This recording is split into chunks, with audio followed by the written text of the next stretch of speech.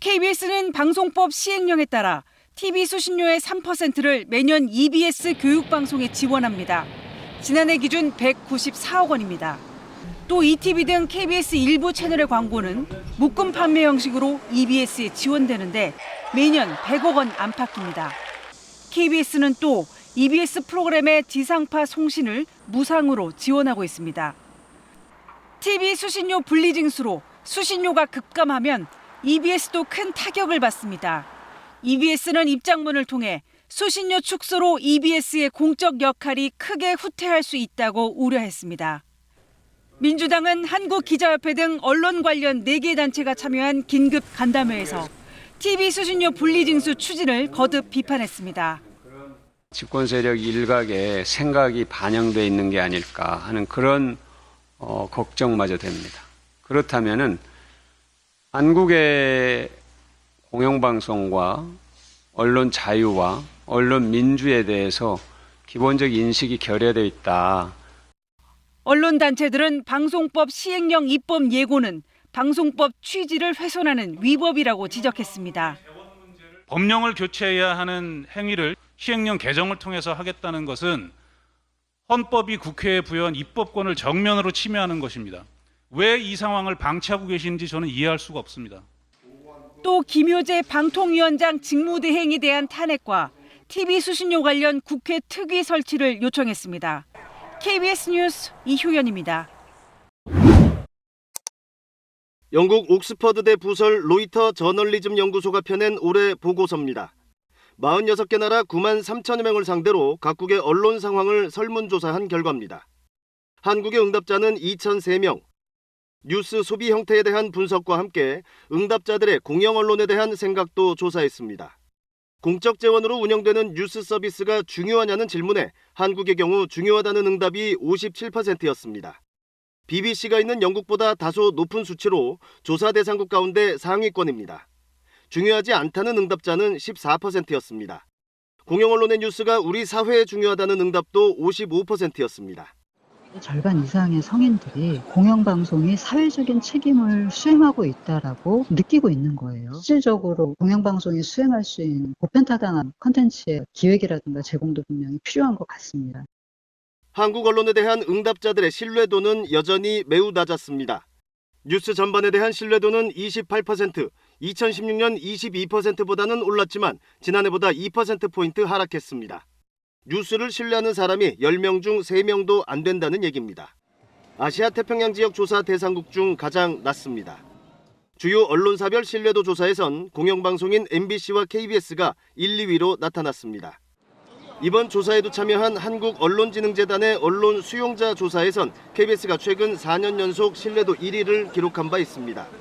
해마다 발간되는 로이터 저널리즘 연구소의 보고서는 각 나라의 언론 환경 등을 비교 분석한 사실상 유일한 자료로 관련 학계와 기관들에서 자주 인용되고 있습니다. KBS 뉴스 정윤섭입니다. 1994년 김영삼 정부 시절 시작된 수신료 통합징수제도. 2000년 여야 합의로 통합방송법에 담으면서 법적 근거를 재확인받았습니다. 그로부터 3년 뒤 당시 야당이던 한나라당이 공정성을 이유로 수신료 분리징수 카드를 처음 꺼내들었습니다. 이념적인 편향성이라든가 공정보도, 뉴스보도에 있어서의 공정성 확보라든가 이런 문제에서 그 많은 지탄이 있기 때문에. 그런데 2008년 이명박 대통령이 집권하자 이번엔 야당이 된 민주당이 나섰습니다. 당 정책위 차원에서 수신료 제도 검토에 들어갔고 이후 2014년과 2017년에는 분리징수 법안도 발의했습니다. 역시 공정성을 이유로 들었습니다. 지금부터 TV 수신료와 전기요금을 분리해서 납부할 수 있도록 하는 방송법 개정안 발의와 관련된 기자회견을 시작하도록 하겠습니다. 문재인 정부가 들어서자 상황은 또 바뀝니다. 자유한국당 등 야당을 중심으로 수신료 분리징수 법안이 9건이나 발의됐습니다. 수신료로 공영방송 흔들기에 나선 건데 정치권이 공영방송의 가치를 자신들에게 도움이 되는지 여부로 판단하기 때문이란 지적입니다. 공영방송 이슈에 있어서는 아니 이걸 좀 더 장기적인 관점에서 봐야지 그때그때 자신들이 어떤 정권을 차지하느냐 아니면 정권을 빼앗기느냐에 따라서 그때그때 사안이 달라져 버리니까 이게 굉장히 이제 실망스러울 수밖에 없는 거죠. 헌법재판소는 공영방송이 국가 등에 종속되는 것을 막기 위한 것이 수신료의 역할이라고 분명히 한 바 있습니다. KBS 뉴스 노태형입니다. 수신료가 동결된 지난 40여 년 동안 1인당 GDP는 117배 늘었습니다. 한국과 비슷한 이탈리아의 TV 수신료는 KBS의 4배가 넘습니다. 일본, 영국, 독일 등 수신료는 이를 훌쩍 뛰어넘습니다. 반면 TV 도달률은 KBS가 70%에 육박해 독일, 프랑스 등의 공영방송사를 오히려 앞섭니다. KBS의 자구 노력은 계속 진행 중입니다. 직원 수는 최근 3년간 12% 넘게 줄었고 연평균 임금 인상률은 10년간 1.64%, 같은 기간 평균의 절반에도 미치지 않습니다. 수신료 분리 납부는 징수비용 수천억 원이 오히려 낭비될 뿐 대통령실이 언급한 방만 경영에 대한 해법은 결코 되지 않습니다. 징수하는 데 돈이 많이 들어가면 그만큼 KBS에게 필요한 재원은 줄어드는 것이고 그 줄어든 재원을 보충하려면 더 많이 내야 되는 사회적 부담이 생기는 겁니다. 공정성 문제에서도 KBS는 언론진흥재단의 수용자 조사에서 4년 연속 신뢰도 1위를 차지했습니다. 국민의 언론 이용 행태와 인식을 가장 광범위하고 심층적으로 살피는 대규모 조사로 지난해는 5만 명 이상이 참여했습니다.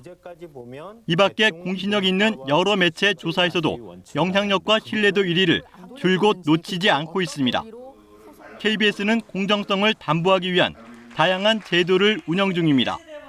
각계각층을 대표하는 시민들이 시청자위원회로 활동하고 있으며 시청자 청원과 옴부드맨 프로그램, 노사 공정방송위원회와 보도책임자 중간평가제 등이 마련돼 있습니다.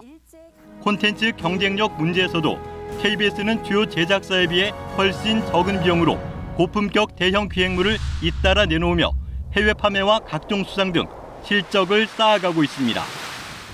KBS 뉴스 박효인입니다. 지난해 9월 태풍 흰남노가 한반도에 상륙하기 22시간 50분 전부터 KBS의 재난특보는 시작됩니다. 여러분 안녕하십니까? 월요일 아침 KBS 특집 뉴스광장입니다. 이 아침 뉴스를 시작으로 다음 날 오후 3시까지 33시간 10분 동안 연속 생방송으로 진행됐습니다. 이를 포함해 모두 38시간이 넘는 재난방송이었습니다. 다른 방송사와 달리 예정된 프로그램들을 전격 중단하고 재난방송을 할 수 있었던 이유는 광고와 자본으로부터 자유롭기 때문입니다. 국민의 신뢰 위에서 KBS 재난방송은 기록적인 태풍의 위력에 맞서고자 노력했습니다. 재난방송 주간방송사로서 저희 KBS의 모든 역량을 동원해서 시청자 여러분의 인명과 재산 피해를 최소화하는 데 도움이 되기 위해 노력했지만 추가적인 실종 소식에 안타까운 뿐입니다.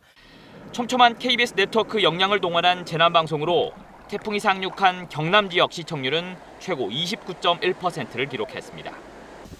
태풍 상륙 당일 들어온 제보는 1,400건이 넘는 등 KBS 재난방송은 시청자와 함께했습니다. 지난달 북한 발사체로 인한 서울시의 경계경보 문자 발령 직후에도 KBS 시청률은 치솟아 다른 방송을 압도했습니다.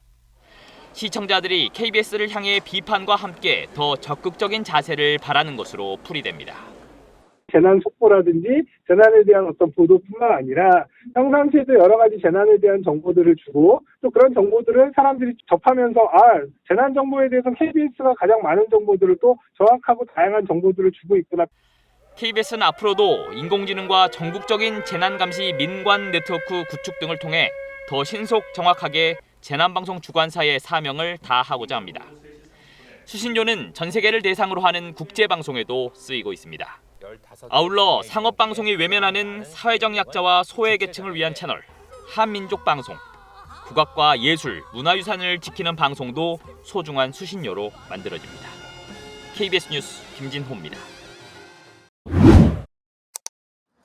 프랑스 국민들은 지난해부터 연 20만 원에 가까운 수신료를 내지 않습니다. 수신료를 포함해 걷던 주민세가 없어졌기 때문입니다. 물가가 급격히 오르자 국민 부담을 덜어주자는 취지입니다. 공영방송인들은 반발했습니다. Quand tu es dépendant de l'État, d'une Assemblée nationale, d'un Sénat, d'un gouvernement, tu n'es plus indépendant en termes éditorial. Et c'est ce qu'on craint. 공영방송의 재원은 다른 방식으로 조달할 예정입니다. 줄어든 수신료 수입 약 5조 원을 내년까지 해마다 부가가치세로 메워줍니다. 이와 함께 공영방송의 독립성 보호 제도를 국회에 제출하고 공영방송 재원의 최종 대안을 모색해 나가기로 했습니다. 100년 넘는 공영방송 역사를 지닌 영국도 수신료를 폐지할 거라는 보도가 이어졌지만 확정된 것은 없습니다. 현행 제도를 2028년 3월까지 유지하는 가운데 그 이후의 대안을 찾아볼 것을 의회가 권고한 상태입니다. 핀란드나 덴마크, 스웨덴 등 수신료를 폐지한 것으로 알려진 국가들도 세금 등의 방식으로 공적 재원은 유지하고 있습니다. 재원 마련 대상은 오히려 확대되고 있습니다. 영국 등 수신료를 유지하는 국가들은 디지털 기기 등에도 수신료를 부과하고 있습니다. 유럽 국가들은 수신료 제도를 폐지하는 게 아니라 보다 안전한 방향으로 수신료 제도가 유지될 수 있는 방향을 계속 찾고 있다라고 생각하시면 될 것 같아요. 미디어 환경의 변화 속에서도 유럽 주요국들은 공영방송의 필요성에 대한 사회적 합의를 바탕에 두고 안정적인 재원 마련 방법을 고민하고 있습니다. KBS 뉴스 박일중입니다. 엄마, 우리는 잘 살고 있으니까 걱정을 하지 말고 저는 형이 떠나지 않았으면 좋겠어요. 그냥 가족이 없다는 거, 그게 제일 힘들 것 같아요. 엄마도 그렇고 아빠도 이별도 했고 저희 둘의 그 이별은 없고 같이 살고 싶어요.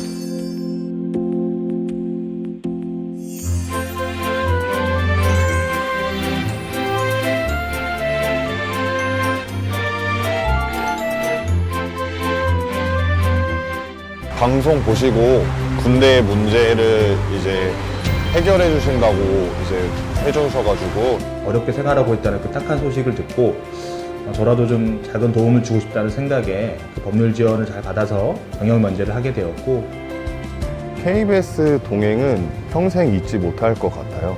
앞으로 살면서 위기가 다가올 때마다 동행을 통해 보내주신 사랑을 항상 기억하게 될 거라서 더 멋있는 사람이 되기 위해서 노력해야 된다고 생각해요.